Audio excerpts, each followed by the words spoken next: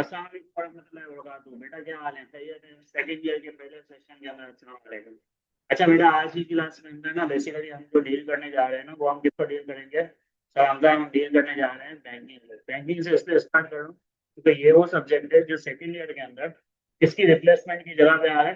Sir ये वो subject है जो सेकंड ईयर के अंदर अगर आप इसको देखें तो बैंकिंग जो आपका सब्जेक्ट है ना, जो आप लोग ने सेकंड ईयर में शुरू किया हुआ है, बैंकिंग सेकंड ईयर, ये फर्स्ट ईयर के प्रिंसिपल ऑफ कॉमर्स की रिप्लेसमेंट है। किस पे है? प्रिंसिपल ऑफ कॉमर्स की रिप्लेसमेंट। पहले क्या होता था? सर पहले अकाउंटिंग होता था। अकाउंटिंग सेकंड ईयर, इसकी रिप्लेसमेंट पे अकाउंटिंग फर्स्ट ईयर पे। यानी सर हमजा अगर अल्लाह ना करे कोई बच्चा फेल होता है अकाउंटिंग में, तो उसको एक चीज अपने माइंड में रखनी पड़ेगी, जैसे फर्स्ट ईयर का अकाउंटिंग में डन करना है और सेकंड ईयर का अकाउंटिंग। फिर बिजनेस मैथ है, सॉरी, इधर होता है बिजनेस स्टेट्स। क्या होता है? बिजनेस स्टेट्स सेकंड ईयर के। और इधर क्या है? सर बिजनेस मैथ था। सर इधर क्या था? सर इधर एक सब्जेक्ट था इकोनॉमिक्स। और इधर क्या था? सर इधर है आपके पास टीजी, यानी बोले तो, सॉरी सॉरी सॉरी, ये आप देख लें, इधर आपके पास है सीजी और इधर है आपके पास इकोनॉमिक्स। ठीक है ना? इसी तरीके से आपके पास इधर आ गया बैंकिंग सेकंड ईयर, जो कि किसकी रिप्लेसमेंट है? ईओसी। ऐसा ही है, तो इसको अपने माइंड सेट में रखिए। ठीक है? अब बाकी कौन से रहेगा? सर हमका इंग्लिश रह गया, उर्दू रह गया, एंड पीएसटी। पीएसटी किसमें आएगा? समझा सेकंड ईयर में आएगा। और फर्स्ट ईयर में आपने इसकी रिप्लेसमेंट में क्या पढ़ा था? ऐसा ही है। तो ये मैंने आपको बता दिया। इकोनॉमिक्स नहीं है, इकोनॉमिक्स की बिहाफ पे क्या है हमारे पास? कमर्शियल ज्योग्राफी है। तो एग्जाम में हमने सब्जेक्ट आपके सारे पूरे कर दिए, यानी नंबर ऑफ सब्जेक्ट पहले भी कितने थे? सर फर्स्ट ईयर में भी 7 थे और सेकंड ईयर में भी कितने हैं? तो सेकंड ईयर में भी 7 ही है। अंडरस्टूड? तो अब हम सबसे पहले स्टार्ट कर रहे हैं। ठीक देखें, अगर हम देखें अकाउंटिंग कौन सा कॉन्सेप्ट है। सर अकाउंटिंग जो हमारे पास कॉन्सेप्ट आया हुआ है ना, ये है हमारे पास प्रैक्टिकल पेपर है। ठीक है? जो हमारा बिजनेस मैथ और स्टेट से ये प्रैक्टिकल पेपर है। इकोनॉमिक्स थ्योरी है और कॉन्सेप्ट है। इसी तरीके से कमर्शियल ज्योग्राफी और पीओसी, ये भी हमारे पास इसकी थ्योरी एंड प्लस कॉन्सेप्ट। सही है? तो इसको अपने माइंड सेट में रखना। अब हमने आज सबसे पहले किसको डिस्कस करना है? समझा, आज हमने सबसे पहले डिस्कस करना है कमर्शियल, और सॉरी बैंकिंग। तो बैंकिंग हम डिस्कस करने जा रहे हैं, तो देखें आप लोगों के पास बैंकिंग आ रहा है, ऑरिजिन ऑफ बैंकिंग स्लाइड्स आ रही है आपके पास? ओके। तो सर एग्जाम में तो पहला सवाल ये होता है कि बैंकिंग क्या है। तो सर ओरिजिन ऑफ बैंकिंग के अंदर आपके पास याद रखिएगा, एक्सप्लेन सिंपली अगर हमसे बात करें तो बैंकिंग वो इंस्टीट्यूट होता है, अगर आप थोड़ा स्क्रीन पे देखें तो मैं आपको समझाऊँ इसकी लॉजिक। जिस आप स्क्रीन पे देखें, मैं आपको बता रहा हूँ। हाँ, अब इधर इसको गौर से देखिएगा। सर जब भी बैंक की हम बात कर रहे थे कि बैंक क्या होता है, सर ये वो इंस्टीट्यूट है जो एक तरफ से डिपॉजिट रिसीव करेगा। रिसीव डिपॉजिट्स क्या करता है? डिपॉजिट क्या करेगा? रिसीव। और लोन क्या करता है? एडवांसेस। Advances loan. अब इसको अपने माइंड सेट में रखिएगा कि ये दो चीजें मैंने आप लोगों को क्यों बताई। सर जब हम बात करते हैं रिसीव डिपॉजिट, अब डिपॉजिट आप किससे रिसीव करेंगे? तो हमका डिपॉजिट हम उस पर्सन से रिसीव करेंगे जो बंदा, उस बंदे की नीड क्या होगी? इन्वेस्ट। ठीक है? ये बंदा क्या चाह रहा है? सर ये बंदा ये चाह रहा है कि मेरा जो डिपॉजिट है वो इन्वेस्ट हो जाए किसी ऐसे इंस्टीट्यूट में। अब बैंक क्यों? क्योंकि बैंक बेसिकली आपके पास वो इंस्टीट्यूट होता है, नंबर वन, जो रजिस्टर्ड होता है। ठीक है? रिलायबल होता है। सही है ना। और बैंक का ओवरऑल एक ऑब्जेक्टिव हमारे पास सिक्योरिटी। तो याद रखिएगा इन फीचर्स की वजह से ये जो इन्वेस्टर होते हैं, जो इन्वेस्टमेंट करते हैं, कौन होते हैं? ये जो इन्वेस्टर होते हैं, जो इन्वेस्टमेंट करते हैं और अपने डिपॉजिट रिसीव करते हैं, तो वो बैंक को अप्रोच। इसी तरीके से जो जिनको बैंक क्या कर रहा है, लोन एडवांसेस कर, लोन दे रहा है, यानी लैंडिंग पर्पस, उधार दे रहा है, तो याद रखिएगा उनकी जो नीड होती है वो बोरोइंग, वो बोरो करते हैं। अब इस चीज को अपने माइंड सेट में रखिए, बोरो कौन करेगा? सर बहुत से रीजन होते हैं। सर कुछ लोग बिजनेस के लिए बोरो करते हैं। सर कुछ लोग मिसाल के तौर पर अपने रनिंग फाइनेंस के लिए बोरो करते हैं। रनिंग फाइनेंस क्या होता है? डे टू डे खर्चे। भाई दिन के खर्चे मुकम्मल नहीं हो रहे, मिसाल के तौर पर महीने का खर्चा पूरा नहीं हो रहा, सैलरी कम है और अखराज ज्यादा है, और हम हाइजेनिक अपने पर्पस को कम नहीं कर सकते। तो इस चीज को भी अपने माइंड सेट में रखना है आपने कि जब आप बात करते हैं बैंक और बैंकिंग की, किस तरीके से बैंक का ओरिजिन हुआ और किस तरीके से बैंक आया, तो इस चीज को अपने माइंड में आप लोग रखिएगा कि जब हम बात करते हैं इस सब्जेक्ट की, तो इस सब्जेक्ट में बेसिकली आपने यही सीखा। आप थोड़ा सा इसको ओवर अंडरस्टूड करते हैं और समझने की कोशिश करते हैं, तो पैनिक को अगर मैं थोड़ा सा ऊपर चेक करें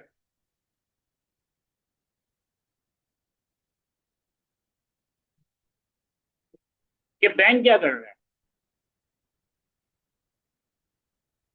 तो समझा, इसका एक फंक्शन है रिसीव डिपॉजिट्स,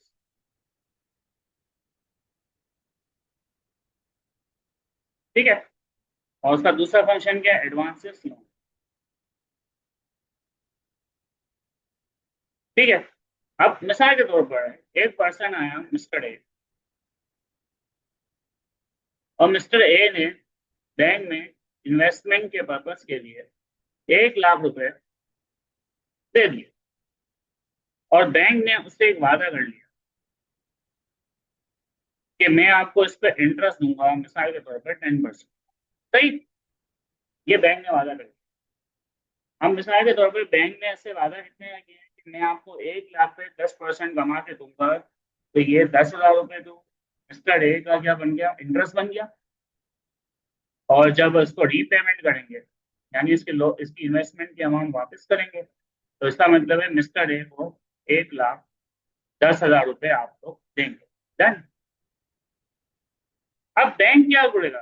बैंक क्या कर सकता है? बैंक ये कर सकता है कि बैंक ऐसे लैंडर को अपने पास हायर करने की कोशिश करेगा, या ऐसे लैंडर को आइडेंटिफाई करेगा जो उसको 10% से, जो उसको 10% से ऊपर का इंटरेस्ट दे सके। अब वो आया मिस्टर बी के पास, मिस्टर बी के पास आया, मिस्टर बी को बोला भाई लैंडिंग चाहिए, लोगार चाहिए। मिस्टर बी ने बोला हाँ हाँ वेलकम, लोगार चाहिए। मिस्टर बी से उसने इंटरेस्ट रेट का जो एग्रीमेंट किया वो किया 15%। क्या किया? 15%। अब लोन कितना लिया है सर? लोन अमाउंट कितनी है सर? लोन अमाउंट है आपकी 1 लाख रुपए, और 15% आपका सूद है, तो इसका मतलब है मिस्टर बी से ओवरऑल कितना रिसीव करेगा? 1,15,000 रुपए। 1 लाख रुपए उधार वापस लेगा और 15,000 का सूद ले लेगा। अब इधर बैंक ने क्या काम किया? आपने एक चीज नोट की, बैंक ने अपना प्रॉफिट कैसे कमाया? बहुत सिंपल है, उसने रिसीव इंटरेस्ट में से, क्या बोल रहा हूँ, रिसीव इंटरेस्ट में से उसने पेड इंटरेस्ट माइनस कर, तो उसके पास जो नेट इंटरेस्ट बचा, नेट का मतलब क्या होता है? जो बचा हुआ, कुछ भी हो सकता है, इट में भी पॉजिटिव, इट में भी नेगेटिव। तो जो नेट इंटरेस्ट जिसके पास बचा हुआ, उसका आंसर हो गया। रिसीव इंटरेस्ट कितना है? तो रिसीव इंटरेस्ट है 10,000 रुपए, सॉरी, रिसीव इंटरेस्ट है इसका 15,000, और पेड इंटरेस्ट कितना है सर? 10,000 रुपए। तो बेसिकली ये 5,000 का वो इंटरेस्ट था जो कि बैंक ने क्या किया? अर्न किया। ये क्या कर लिया सर? ये बैंक की इनकम। और सर एक चीज समझ में नहीं आती है कि इतना अच्छा सिस्टम है जिधर इन्वेस्टर भी सिक्योर है और जिधर बोरोवर भी सिक्योर है, यानी लोन देने वाला भी सिक्योर है और लोन देने वाला भी सिक्योर है। तो फिर इस्लाम ने इसको हराम क्यों डिक्लेयर किया है?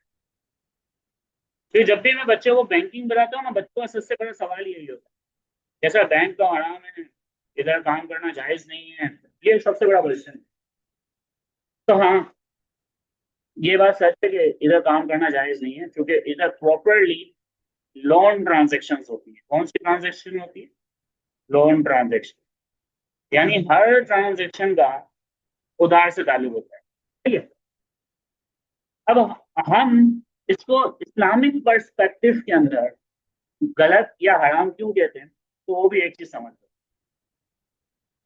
काइंडली जो जो हम इसको कर रहे हैं, तो जब आप वीडियो वगैरह देख रहे हो, प्रिपरेशन कर रहे हो, तो हो सके तो इस स्टिकी नोट्स को अपने साथ साथ ही रखिएगा, ताकि आपको बाद में समझ में मसला आए। ठीक है। मैं साथ साथ आपको नोट्स भी दिखाते जाऊंगा।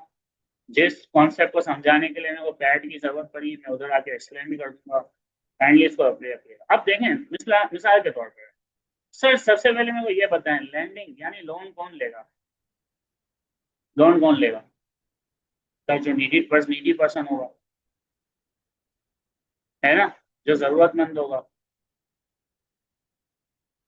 या मिसाल के तौर पे आप तफरी तफरी में लोन ले लो, ये बताओ। सर जो नीडी पर्सन, ऐसा ही है ना। अब इस्लाम लोगों की जरूरतें आसान करता है, लोगों की जरूरतें मुश्किल नहीं करता। अब मेरे को ये बताओ, ये जो बैंक इंस्टीट्यूट है, ये कब तक परेशान है? सही, ये तब तक परेशान रहेगा जब तक ये लोगों से इन्वेस्टमेंट लेता रहेगा और उनसे वादे करता रहेगा। अब मिसाल के तौर पर है, ये बैंक है, इसने मिस्टर ए से वादा किया था कि तुम मेरे को 1 लाख रुपए दो और मैं तुम्हें कितने वापस करूंगा? 1,10,000। सही है ना। अब जब तक उसके पास इन्वेस्टमेंट नहीं थी, तब तक तो वो एकदम रिलैक्स था। लेकिन जैसे ही उसके पास इन्वेस्टमेंट आई, अब उसके ऊपर लाइबिलिटी बन गई कि जो उसने वादा किया है उसको पूरा करना होगा। तो बेसिकली वो इसके मुताबिक का, इसकी जरूरत का लेंडर ढूंढेगा। तो इस चीज को अपने माइंड सेट में आप अच्छे से रखें कि जब भी बैंक के पास इन्वेस्टमेंट ज्यादा होगी, तो वही बैंक लेंडिंग भी ज्यादा करेगा। क्योंकि बैंक अपने पास करे हुए पैसे का रिटर्न नहीं देता, बैंक उस पैसे को आगे फर्दर इन्वेस्ट करता है, फर्दर लैंडिंग करता है और फिर रिजल्ट। तो इस चीज को अपने पास रखिए। अब एक चीज इसको समझिएगा गौर से, कि सर हमजा 1,10,000 रुपए इस पर्सन को 10,000 रुपए देने का हमने वादा किया, और फिर आगे मिस्टर बी से वो कितने वसूल कर रहा है? कितने वसूल कर रहा है भाई? 1,15,000 रुपए। अब अगर मैं इस 1,15,000 वाले को देखूं, तो ये ज्यादा नहीं है कि इस बंदे को लाख रुपए की जरूरत थी, और ये गरीब बंदे से एक अमीर बंदा भी कमा रहा है और एक कमीशन लेने वाला भी कमा रहा है। 10,000 रुपये इसने कमा लिए और 5,000 रुपये इसने कमा लिए। इससे हुआ क्या? सर इससे हुआ ये कि एक गरीब मजीद गरीब से गरीब हो गया और एक अमीर मजीद अमीर से अमीर हो गया।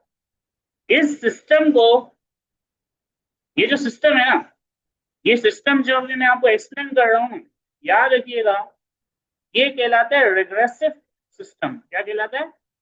Regressive system. और ये टैक्स में भी है। ये सिस्टम ऐसे ही नहीं आया,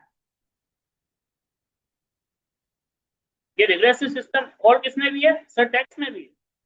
तो बेसिकली जब ये रिग्रेसिव सिस्टम आता है, तो इसमें अमीर और गरीब की तमीज नहीं होती, और इसी वजह से लोगों का जो, मिसाल के तौर पर उनकी वेल्थ है, वो वेल्थ क्या हो जाती है, वक्त के साथ साथ क्या हो जाती है, इसकी वैल्यू क्या हो जाती है? डिक्लाइन हो जाती है। और उससे जिसकी वैल्यू डिक्लाइन होती है वो कोई भी नहीं होता सर, वो एक मिडिल क्लास और एक लोन लेने वाला पर्सन होता है, जो लैंडर कहलाता है। सही है। तो इस चीज को अपने माइंड सेट में रखिएगा कि सर जब भी, यही वजह है कि बैंक के सिस्टम को इसलिए नाजायज और आराम कहा जा रहा है, क्योंकि वो लोगों के लिए आसानी पैदा नहीं कर रहा, वो तो गरीब को गरीब कर रहा है, अमीर को अमीर कर रहा है। तो उसका जो फंक्शन है वो एकदम अपोजिट काम कर रहा है। इसी वजह से कहा जाता है कि जो बैंकिंग सिस्टम है वो काम करना जायज नहीं है, वो तो फिर मामला क्रिएट हो जाता है। अब आए थोड़ा सा डेफिनेशन और सवालों को जरा देख लें।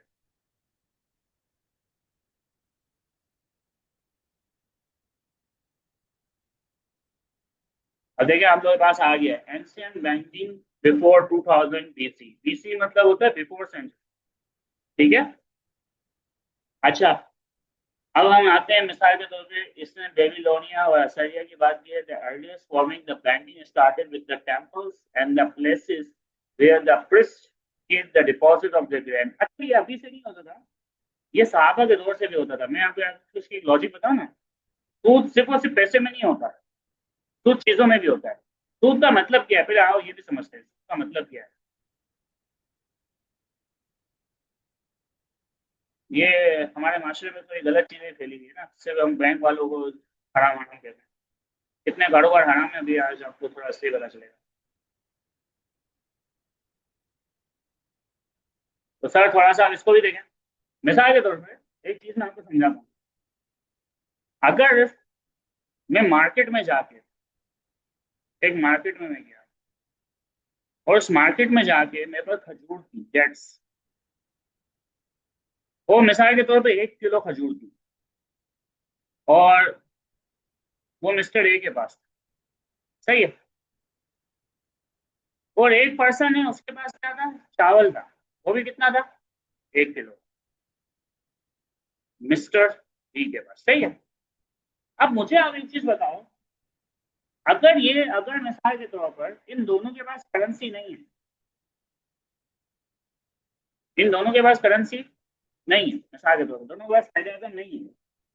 अब मिसाल के तौर पे इसके बाद में डेट्स यानी खजूरें उगती है, और उसके बाद में चावल यानी राइस उगती है।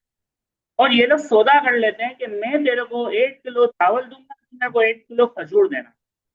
क्या ये जो ट्रांजेक्शन है सर कमर्शियली वैलिड है या नहीं है, मैं उतना से जवाब देता हूँ, वैलिड है। तो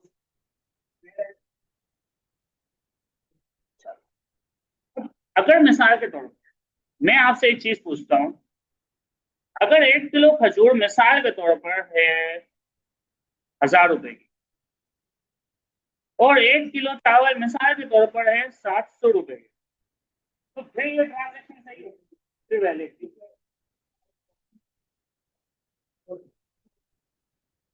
तो आप मेरे को ये बताएं, इधर नाइंसाफी किसके साथ हो रही है, एक्सीलेंट।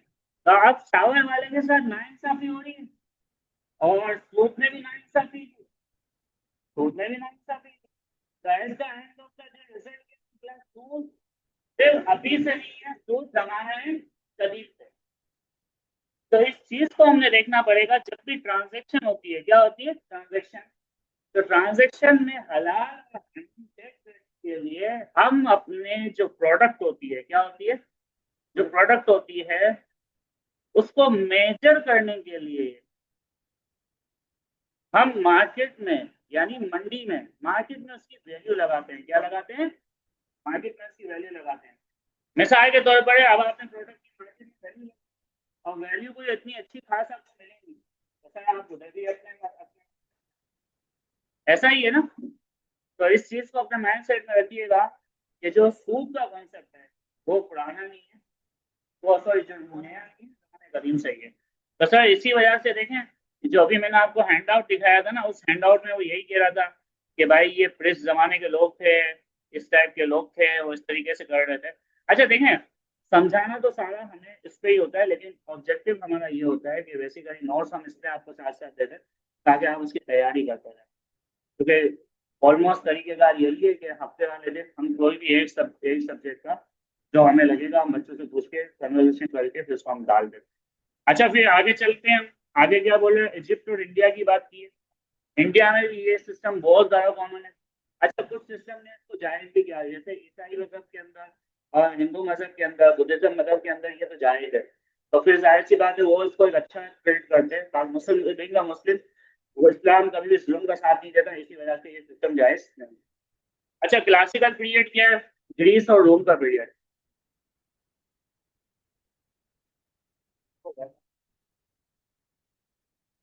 क्लासिकल पीरियड क्या है, ग्रीस और रोम।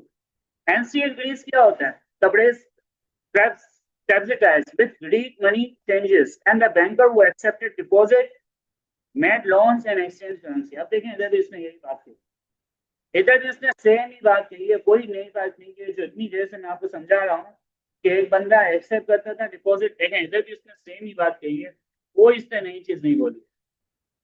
अच्छा, उसने एक और चीज भी समझाने की कोशिश की है, अगर आप लोग थोड़ा ध्यान दें। एक्सचेंज करेंसी की बात की है, सर क्या करेंसी के अंदर सोच सकता है? हाँ, करेंसी के अंदर, सर करेंसी के अंदर सोच होता है जब करेंसी एक्सचेंज का इंटरेस्ट आ रहा है। जैसे कि अभी मिसाल के तौर पे अगर हम डॉलर के रेट देखते हैं, तो डॉलर पाकिस्तानी रुपीज से महंगा है। क्यों महंगा है? पाकिस्तान का 1 रुपया डॉलर के, अच्छा यूएस का 1 डॉलर पाकिस्तान के 285 रुपए के बराबर। तो इसका मतलब हमारी करेंसी डिवेल्यूएट होगी। तो इसमें भी लोग क्या कर रहे होते हैं, फ्यूचर रेट ले रहे होते हैं, फॉरवर्ड रेट ले रहे होते हैं। अब वो एक बड़ी गेम है, और जब आप एडवांस बैंकिंग पढ़ेंगे तो उधर सीख लेंगे। इसी तरह रोम, रोम भी क्या करते थे, रोम बैंकर्स थे। उनका टारगेट भी क्या होता था सर? उनका टारगेट भी यही होता था कि बेसिकली वो,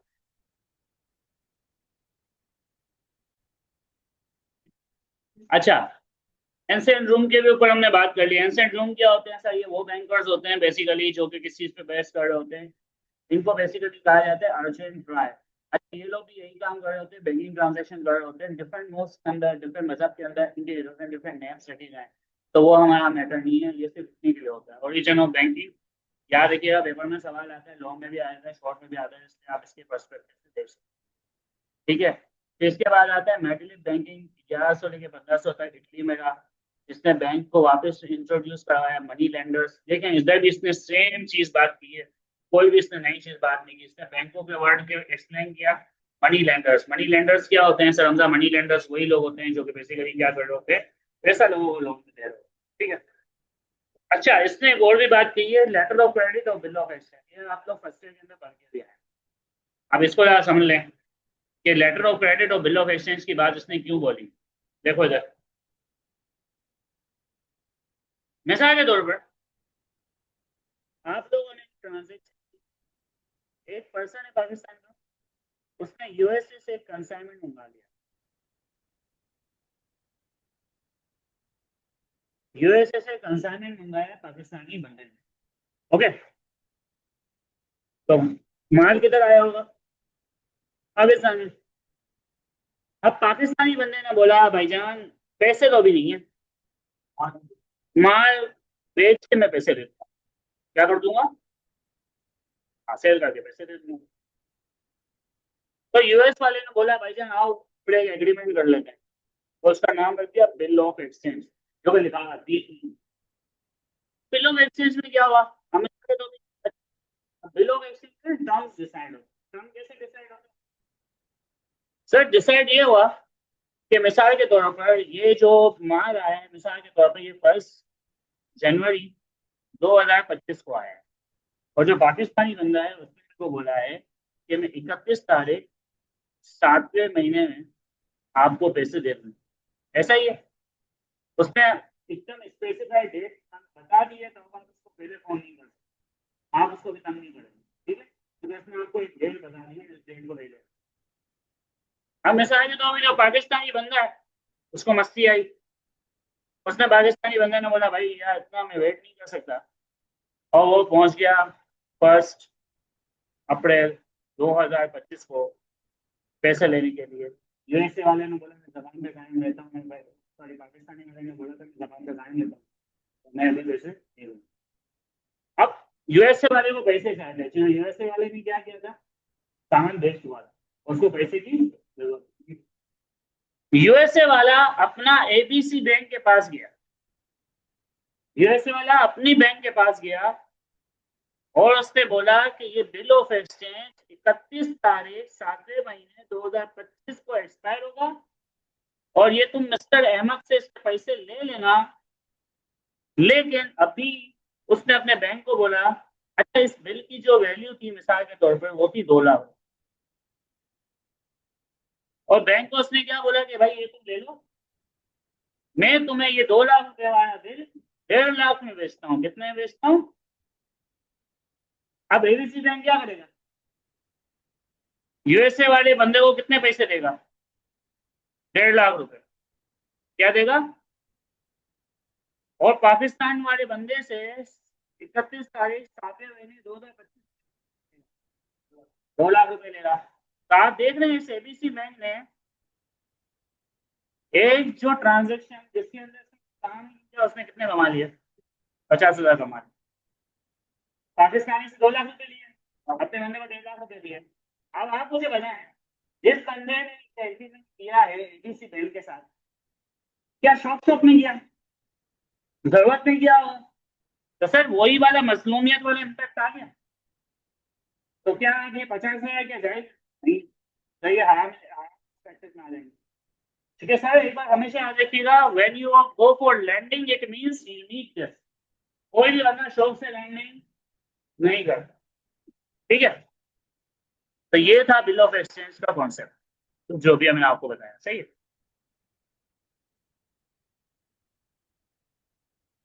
अब आ जाए भाई, emergence of central and commercial bank. Emergence मतलब क्या होता है कि किसी चीज का अमल में आता है। अब सेंट्रल बैंक और कमर्शियल बैंक क्यों है, बहुत अच्छा सवाल है। अब चले हम इसको थोड़ा डिस्कस कर लेते हैं। आज का मेरा लेक्चर इसके ऊपर ही रहेगा कि बैंक इमरजेंस कैसे हुआ, उसकी लॉजिक क्या बनी। टाइप्स ऑफ बैंक्स हम नहीं जा पाएंगे, अगले लेक्चर में इंशाल्लाह टाइप्स ऑफ बैंक्स। अब इसको आप देखें, थोड़ा सा और इसको समझते हैं।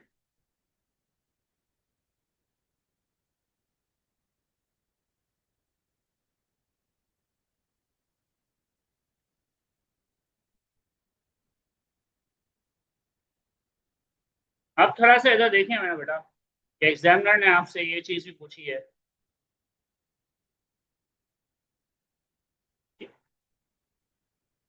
सेंट्रल बैंक किस बला का नाम है। अभी देखिए आज आपकी ना बैंकिंग की पूरी वो चल रही है कि सेंट्रल बैंक क्या होता है, कमर्शियल बैंक क्या होता है, एकदम बेसिक चल रही है। इसका फुल फॉर्म क्या है, कि वर्ड का मतलब बताऊं कि ये वर्ड क्या है, ये वर्ड क्या है। When you go for the interview और नॉट प्रिपेयर फॉर एग्जाम्स, हर वक्त एग्जाम्स के लिए तैयार होना जरूरी नहीं होता, नॉलेज और इंटरव्यू सवाल किए जाए।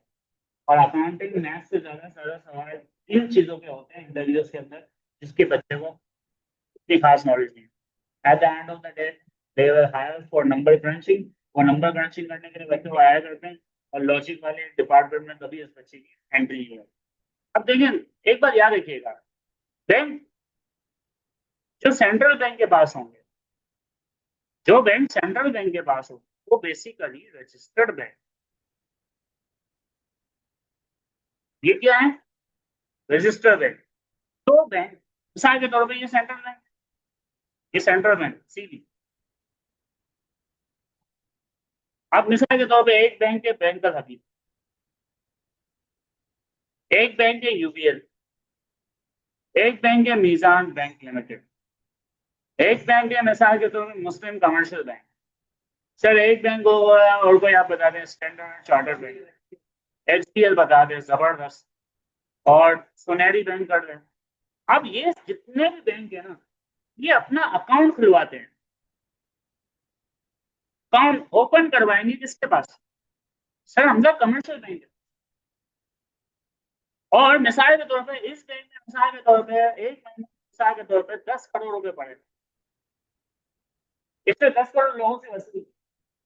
इस तरह सारे बैंक ने कितने वसूल किए, 10 करोड़। हम एग्जाम्पल ले रहे हैं, तो ये अपने 10 करोड़ का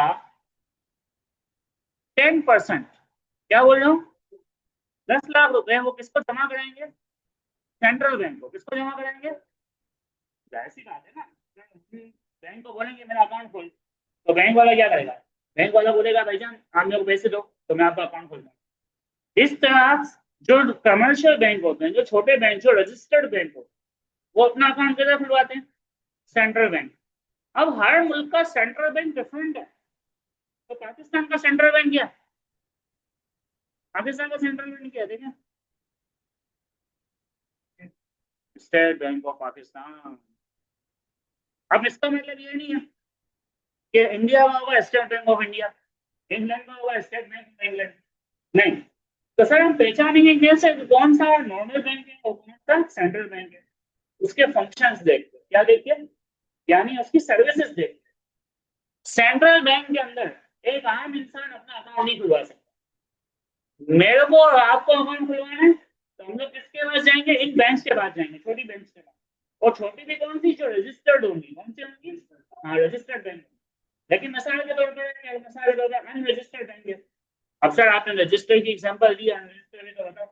अनरजिस्टर्ड तो आप लोग मोबाइल में पड़े हुए हैं, देखें जैस कैश, जबरदस्त। अब देखिए कैसा दिमाग में आ रहा है इजी पैसा। सर मेरे को बताएं, ये अकाउंट बनाने के लिए आपको क्या इनके ऑफिस में जाना पड़ता है? नहीं जाना, ऑनलाइन सारा हो जाता है। अभी जैसे कि और भी लाहौर में नहीं है कमाई है, नहीं यहाँ पे, साडा पे, कराची में भी अप्लाई हो रहा है प्रोजेक्ट लाहौर का, ठीक है ना। तो इस चीज को अपने माइंड सेट में रखिएगा, they are the unregistered bank. ये क्या है? अनरजिस्टर्ड बैंक है, और ये सेंट्रल बैंक के पास रजिस्टर्ड नहीं है। अक्सर रजिस्टर्ड और अनरजिस्टर्ड होने से फायदा और नुकसान तो बताओ, ये तो आपने बता दिया। अल्लाह ना करे अगर इन रजिस्टर्ड बैंक में से कोई भी बैंक अगर डिफॉल्ट कर जाता है, चोरी कर जाता है, बैंक में से पैसा लुट जाता है, तो स्टेट बैंक उसके पीछे लगा होगा, मेरा बेटा टेंशन लेने की बात नहीं, जितना पैसा चाहिए मेरे से ले लेना, लेकिन एक लिमिट होती है, उस लिमिट से ज्यादा नहीं।